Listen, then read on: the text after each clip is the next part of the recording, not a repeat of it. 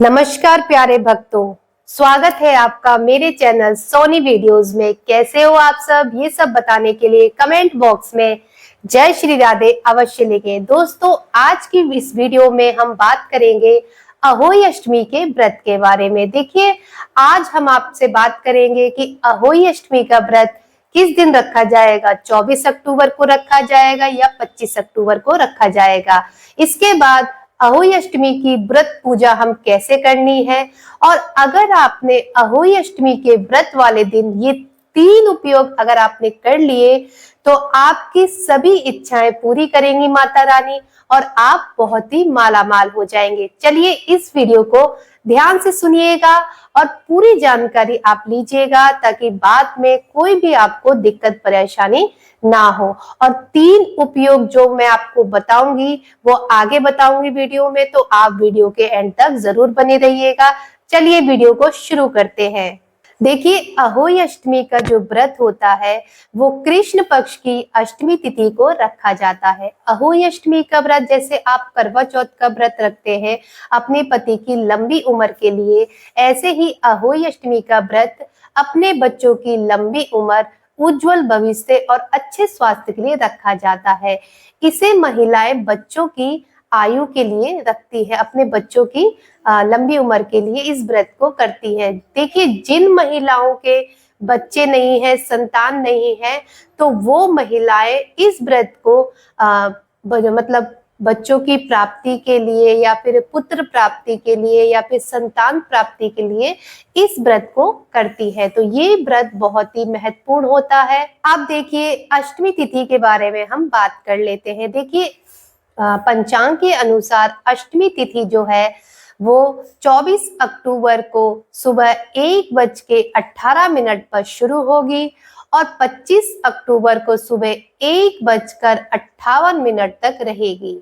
यानी कि उदया तिथि के अनुसार 24 अक्टूबर 2024 को अष्टमी तिथि मनाई जाएगी, यानी कि अहोई अष्टमी मनाई जाएगी।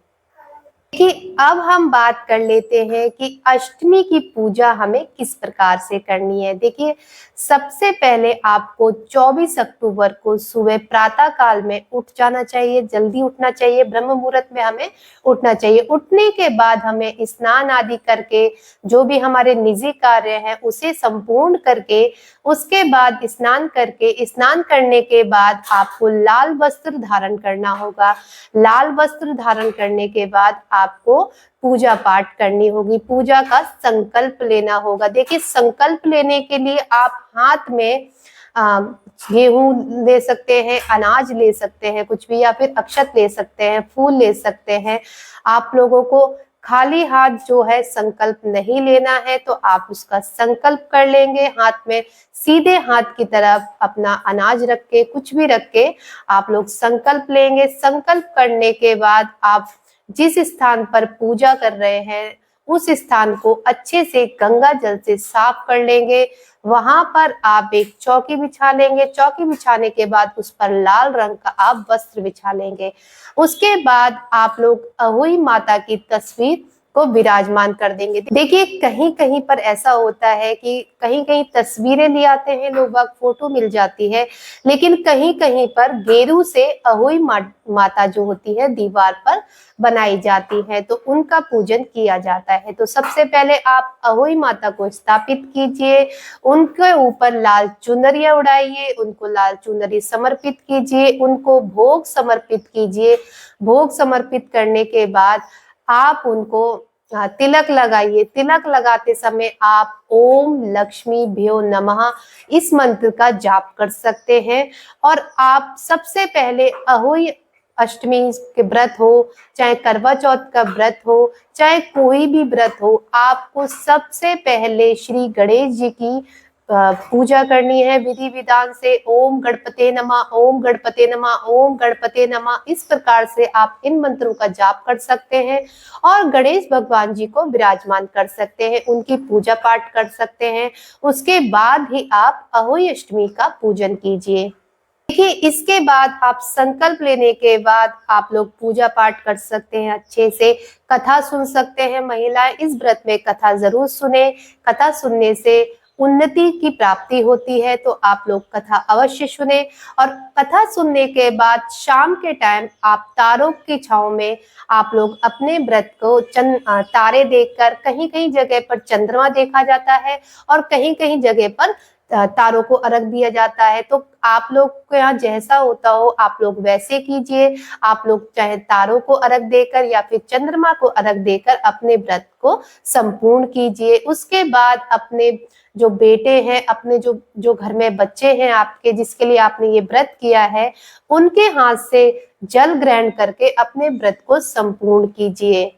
देखिए, जो मैं आपको बता रही थी कि 3 उपयोग आपको क्या क्या करना है, तो देखिए सबसे पहला जो प्रयोग है वो आपको ये करना है कि अहोई अष्टमी के व्रत वाले दिन आपको गाय को रोटी खिलानी है। गाय को रोटी खिलानी, या फिर आप लोग क्या कर सकते हैं, आप लोग अपने बच्चों के हाथ से भी गाय को रोटी खिला सकते हैं। और दूसरे नंबर पे आपको क्या करना है, दूसरे नंबर पे आपको करना है कि अहोई अष्टमी के व्रत वाले दिन आपको अपने घर में तुलसी का पौधा जरूर लेकर आना है, तुलसी लगानी है, तुलसी जी की सेवा करनी है। नित्य प्रति जो भी तुलसी जी का सेवा करता है, उनके आजकल वैसे भी कार्तिक मास चल रहा है, तो फिर तुलसी जी की सेवा तो वैसे ही बहुत ही महत्वपूर्ण मानी जाती है। तो आप लोग अहोई अष्टमी के व्रत वाले दिन तुलसी जी की पूजा करिए, सुबह शाम दीपक जलाइए, धूप दीप दिखाइए, उनकी सेवा पानी करिए, तो बहुत ही शुभ होता है। जो भी घर में बाधाएं आती हैं वो सारी बाधाएं दूर हो जाती हैं, घर में नजर लगती है वो सब दूर रहती है। तो आप लोग तुलसी जी का पौधा अवश्य लगाएं। तीसरे नंबर पे आपको क्या करना है कि एक लाल कपड़े में आपको थोड़े से चावल और एक चांदी का सिक्का डालकर आपको एक पोटली बनानी है और अहोई अष्टमी जो माता है उनके सामने हमें रखनी है। इसके बाद आप पूजा वगैरह कर उस पोटली को आप अपने घर की तिजोरी में रख सकते हैं। तो वो पोटली आपके घर की जो तिजोरी होती है उसके लिए बहुत ही शुभ होगी, धन संपत्ति की बरकती होगी। तो इसलिए आपको ये 3 प्रयोग अवश्य रूप से करने हैं।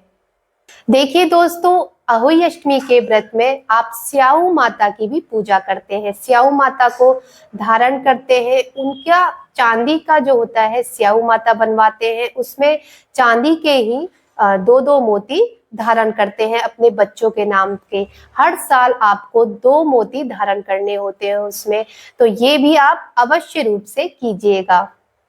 अहोई अष्टमी व्रत में बहुत ही सरल एवं संपूर्ण पूजा विधि होती है।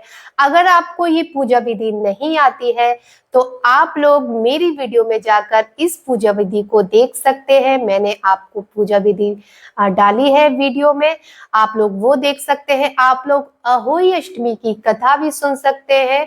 आप लोग मेरे चैनल में जाइएगा और मेरे चैनल में आपको अहोई अष्टमी की सरल पूजा विधि और अहोई अष्टमी की कथा भी मिल जाएगी।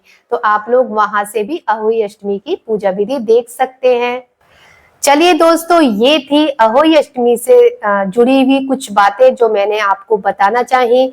आपके लिए हो सकता है थोड़ी बहुत हेल्पफुल जरूर रही हो।